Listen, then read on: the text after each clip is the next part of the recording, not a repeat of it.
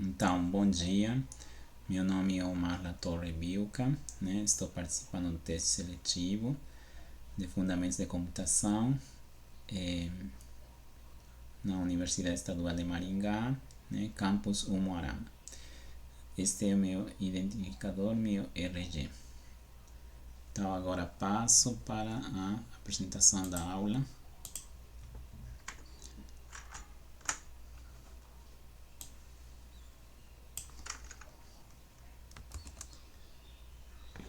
Então, eu vou falar sobre a unidade central de processamento. Então, nesta aula eu vou falar sobre 3 pontos, né? Componentes do computador, a unidade central de processamento e farei um resumo ao final da aula.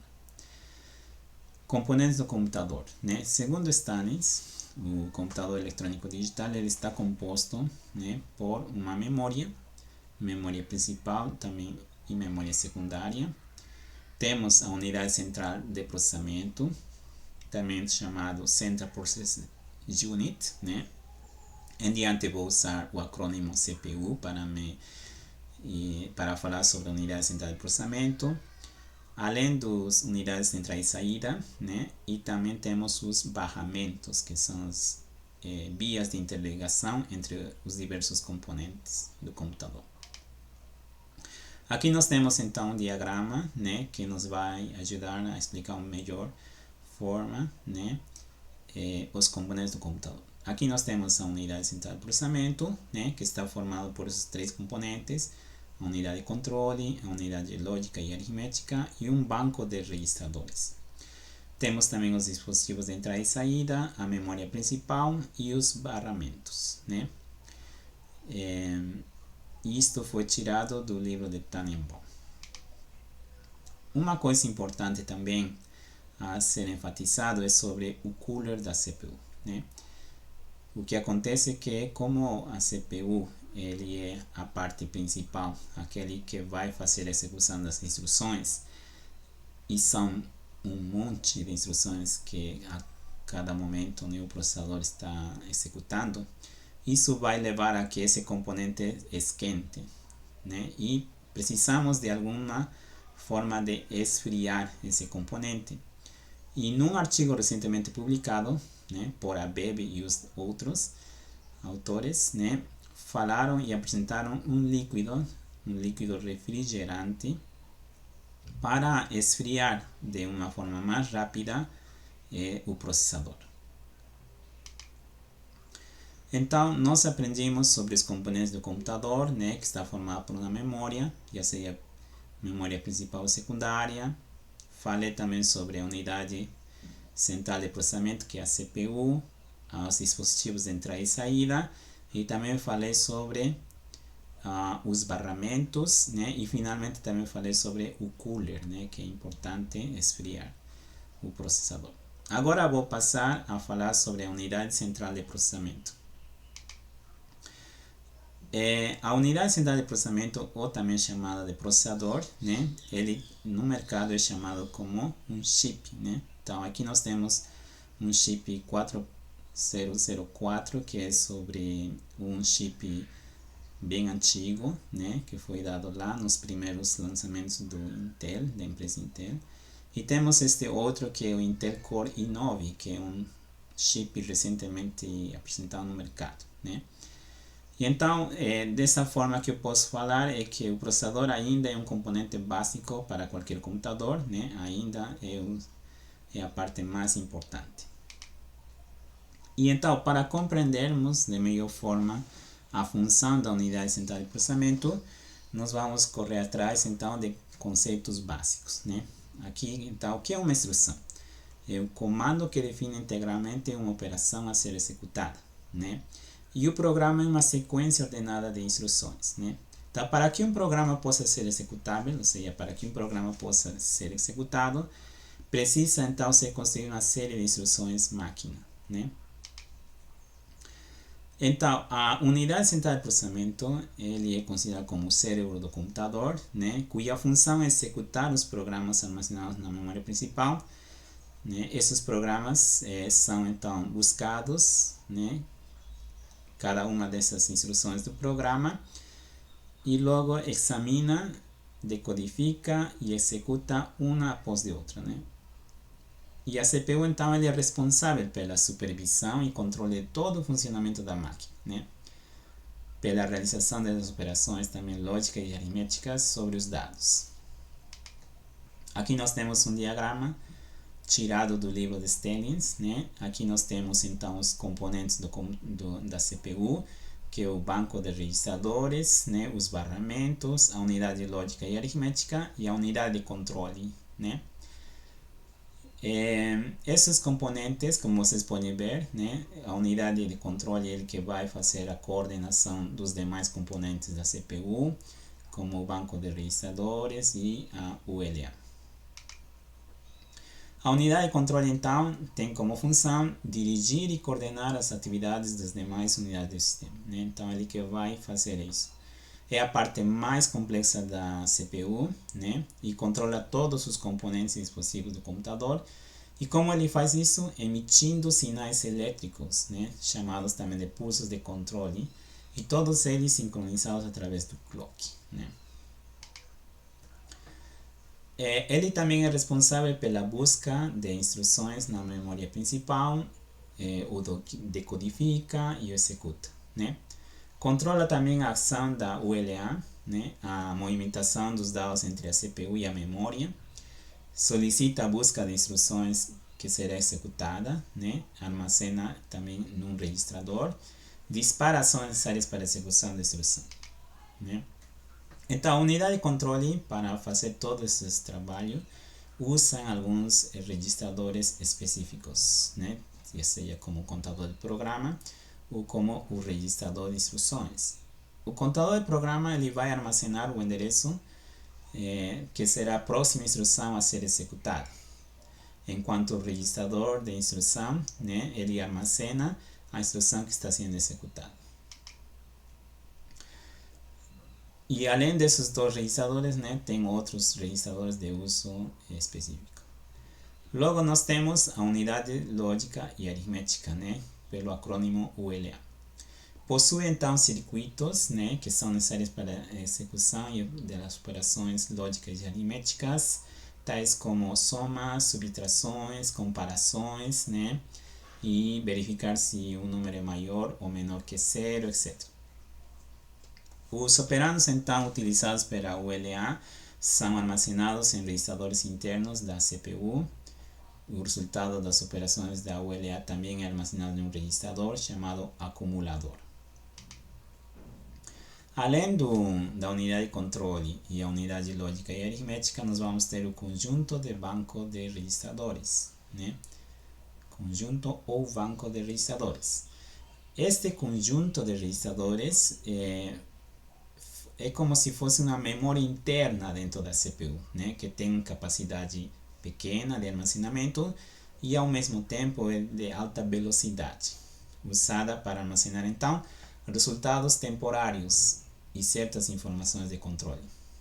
Local onde os dados ficam armazenados enquanto são processados ou enquanto estão sujeitos a operações lógicas. Formada por registradores de uso geral, registradores de uso específico. O número de registradores e seus tamanhos vão variar de acordo com a arquitetura do computador. Aqui dentro do conjunto de registradores nós vamos ter o contador de programa, vamos ter o registrador de instrução, o registrador de endereço de memória, né? O contador de programa ele vai apontar a instrução a ser processada, né?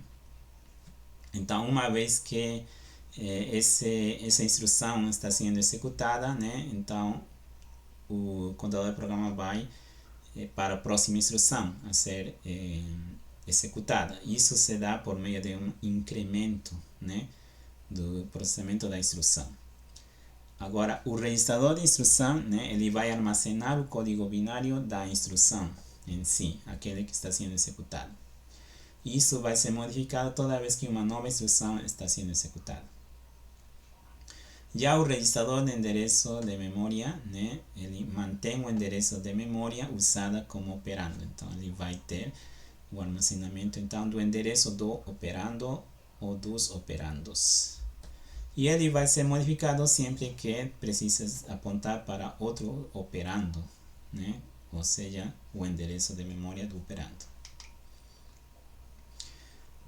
As instruções, então, que são as instruções? São comandos atômicos, né, fornecidos ao computador. Então, o computador ele vai ter, então, um conjunto de instruções para executar, né? E então ele vai executar cada instrução uma tarefa específica, né, como soma, teste, desvio, etc. Uma série dessas instruções, então, constitui um programa. Cada processador, então, vai ter um repertório particular de instruções, cuja rapidez, né, da execução vai ser um fator muito determinante na potência da computação, né? Então, e segundo von Neumann, né, as instruções e os dados devem residir na memória principal e têm que estar dispostas sequencialmente. Formato das instruções, né? O opcode, né, ele vai identificar a instrução a ser efetuada, né? O OP, ele vai identificar a instrução, quem e sobre quem a instrução manipulará. Então, neste caso seriam os operandos. As instruções, né, podem ter 1, 2, 3 operandos, ou pode ser também instruções sem operandos, né?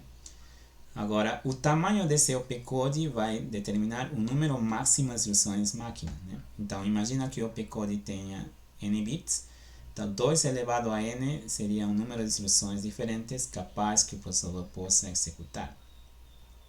Aqui nós temos, então, um opcode sem endereços, e aqui temos, ou seja, sem operandos, né? E aqui temos um opcode com um endereço, ou seja, com um operando.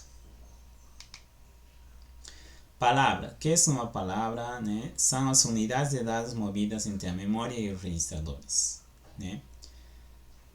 As instruções registrador-memória. Então, permitem que o conteúdo da palavra da memória seja armazenado no registrador. Então, se nós temos uma palavra que se encontra na memória principal, né, ele vai ser armazenado no registrador para sua execução. Então, essa operação se chama load, né? E já os conteúdos dos registradores, né, que serão armazenados na memória, essa operação se chama store, né? Então, nós vamos ter load e store. Instruções registrador-registrador, né? Normalmente as instruções entre registradores são típicos, né? A maioria das instruções são desse tipo e determina um caminho de dados, né? Então, os dados estão sendo trafegados de um registrador para outro, né, de acordo à sequência das instruções, de como estão sendo executadas as instruções. Para nós entendermos de melhor forma, né, de como a CPU ele vai executar uma instrução, nós vamos então explicar isso de acordo a Stalins, né, também chamado de ciclo de instrução, que é um conjunto de operações realizadas pela CPU para completar a execução de uma instrução. Então, como eu já tinha falado antes, né, o processador ele vai ter um repertório de instruções, que são instruções atômicas, né, que cada processador tem. Nós vimos também um opcode, né, então aí como isso vai ser identificado essa instrução, né, por meio de um opcode. E então, aí nós vamos ter o ciclo de instrução, certo? Então, o ciclo de instrução, para executar uma instrução, nós vamos ter o ciclo de busca e o ciclo de execução, né? Então, como vai ser executada uma instrução, né?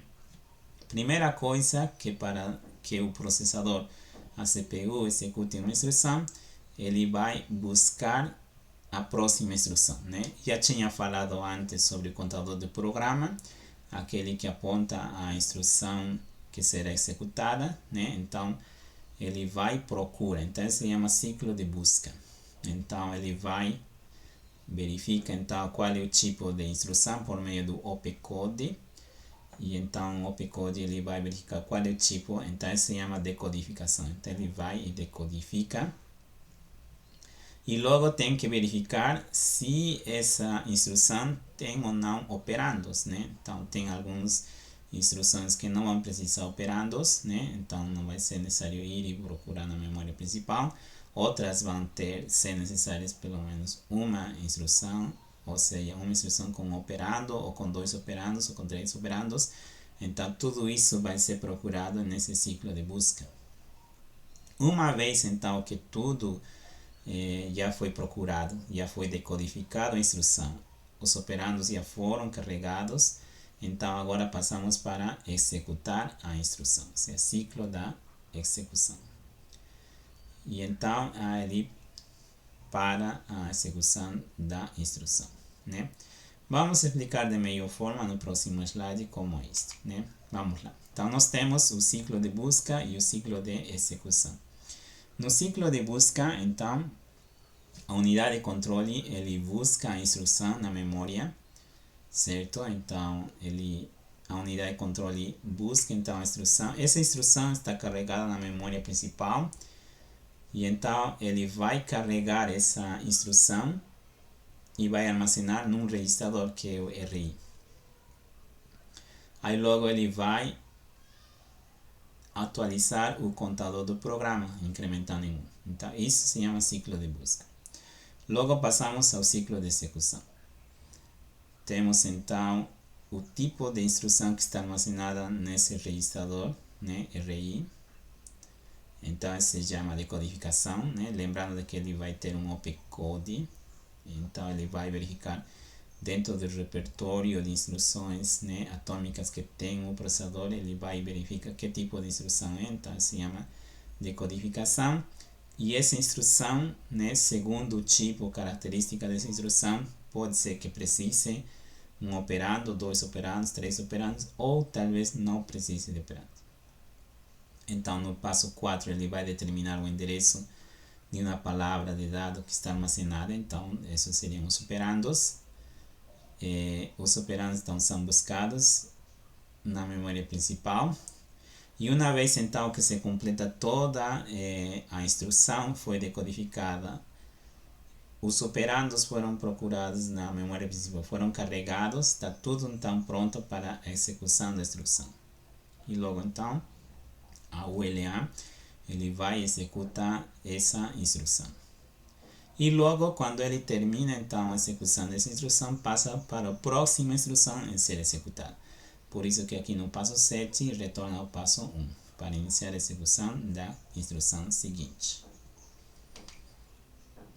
Aqui nós temos então o caminho de dados, né, que foi tirado de Tannenbaum. Observem aqui um exemplo, né, uma forma bem simples, né, para que possamos compreender. Aqui nós temos então a instrução, né? Qual seria a instrução?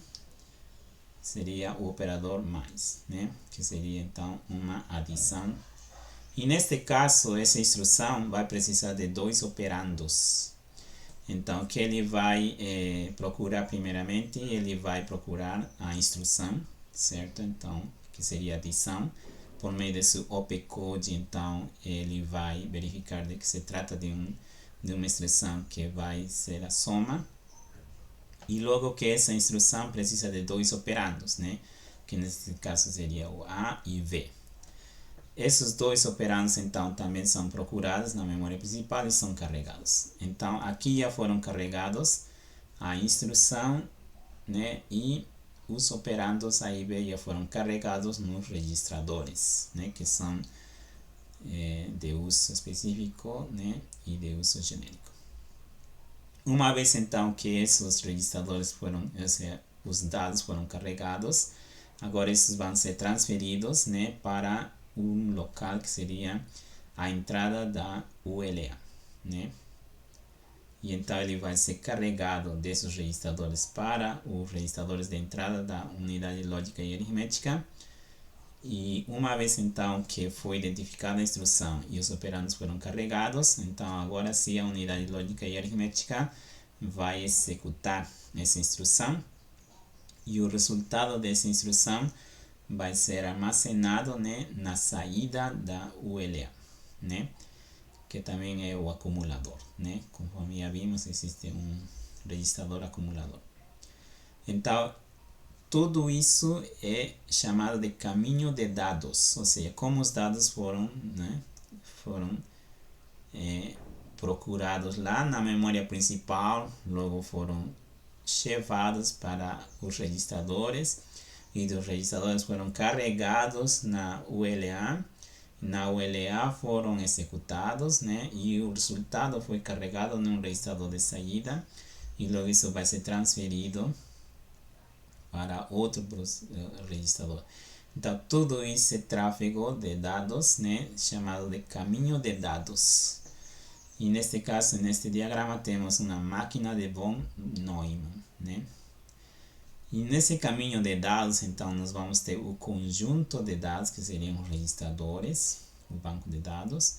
Temos a ULA, né? E todo esse tráfego, né, dos dados, a execução da instrução, né, o carregamento dos dados operandos, tudo isso, ele é controlado pela unidade de controle, né? Então, de tal forma que nós podemos, então, concluir que a velocidade do ciclo desse caminho de dados, né, que seria o ciclo da instrução, que seria a parte mais, né, ou seja, comparando dentro do ciclo, né, da instrução, nós vamos ter o ciclo de busca e o ciclo de execução. Todo esse chamado ciclo de instrução, a velocidade de execução vai determinar a velocidade do processador. Então, quão veloz é o processador vai ser determinado pela execução dessa instrução. Se chama ciclo de instrução, né? É assim então como a unidade central de processamento funciona. Ele trabalha com uma memória interna chamada banco de registradores. Essa memória, né, comparada com a memória principal, a memória principal ele demora um pouco mais, né, em comparação com esse banco de registradores, que seria uma memória interna dentro da CPU, que é de capacidade pequena, ou seja, a capacidade de armazenamento é pequena, mas ao mesmo tempo a velocidade é alta, né, é veloz. E então aqui nós temos a ULA, que ele é um circuito integrado, né, que ele vai ter as entradas e então ele vai ser carregado a partir dos registradores, né, e vai ser levado para as entradas da ULA e assim por diante, né. Então vamos lá, vamos correr atrás do resumo da aula, né. A unidade central então de processamento, ele foi explanado, foi, né, apresentado a unidade central de processamento. Vimos que temos os componentes, a unidade de controle, a unidade lógica e aritmética e o conjunto, o banco de registradores, né? Aí expliquei em detalhe cada um desses 3 pontos. Logo nós vimos o que é a instrução, né? O que é a palavra, o que é o opcode, né? Que é a operação de instrução. Vimos o ciclo de instrução, o caminho de dados, né? No ciclo de instrução nós vimos o ciclo de busca e o ciclo de execução. Vimos o caminho de dados, como os dados são trafegados a partir da memória principal para os registradores e os registradores são carregados para a unidade lógica e aritmética. Então tudo isso constitui um caminho de dados, né? E então, para nós assimilarmos mais sobre o conteúdo desta aula, né? Na próxima aula, então, vamos ter um encontro síncrono, nos quais eu vou lançar a vocês uma série de perguntas, né, todas tiradas deste conteúdo da unidade central de processamento, nos quais vocês vão formar grupos, né. Então, peço que estejam se conhecendo ainda mais, né, e formar grupos para que logo serão então avaliados por meio de perguntas, né, de fixação sobre conteúdos e dessa forma vocês serão avaliados, né. Aí nós temos também os livros base que eu sei, né, temos o André S. de Tannenbaum, que é a Organização Estrutural de Computadores. Vocês podem tirar da biblioteca, né, isso se encontra na biblioteca central. Também tirei o conteúdo deste artigo recentemente publicado, né, sobre o líquido refrigerante para esfriar, né, o processador. Também usei este outro livro de William Stellings, né, Arquitetura e Organização de Computadores, na 10ª edição, né? Então, aí vocês sugiro que leiam o capítulo 3 e o capítulo 2, né? Eu vou lançar a vocês as perguntas para que vocês já estejam prontos para ser avaliados, né? Eu vou lançar a vocês uma atividade extra classe.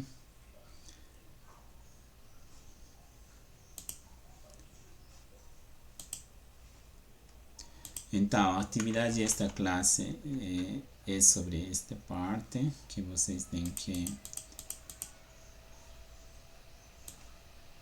ir estudando, né? Qualquer coisa, vocês me podem enviar uma mensagem, eu responderei. Considere um computador que possua uma CPU ou uma contador de programa de 16 bits, um registrador RI de 38 bits.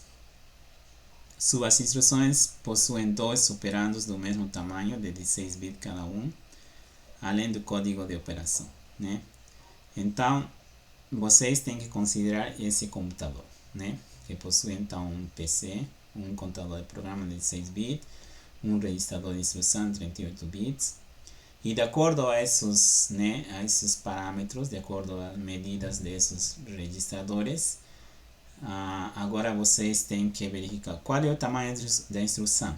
Então, aí vocês têm que fazer um cálculo de acordo ao que foi explicado na aula, né, de qual seria o tamanho da instrução. Então, aí vocês têm que dar um palpite, né, mas depois eu vou dar a resposta correta. Qual é o tamanho do campo do código de operação, né? Considerando que a configuração básica dessa máquina de 16 KB de memória, até que tamanho pode esta memória ser expandida? Então aí vocês também têm que verificar e correr atrás. Em todo caso, não sabem, não conhecem algum termo, é só enviar um e-mail e eu estarei respondendo a vocês sobre isso. Então, não esqueçam, na próxima aula vocês vão ser então lançadas essas perguntas e outras com o intuito de que vocês compreendam mais sobre a nossa aula, né? Que é a unidade central de processamento. Muito bem, então com isso terminamos nossa aula, né? Só lembrando de que tem que ler então os 2 livros, tem que fazer essa tarefa que logo eu vou lançar a vocês por cada grupo para resolver. Em todo caso, se tiverem perguntas, aí nós vamos solucionar, né? Então, muito obrigado. Isso é a nossa aula de hoje.